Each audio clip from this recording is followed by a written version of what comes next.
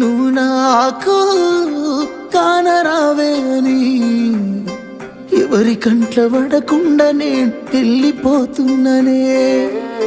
నువ్వు నాతో మాట్లాడలేవే అని ఎవరితో మాట్లాడకుండానే వెళ్ళిపోతున్ననే.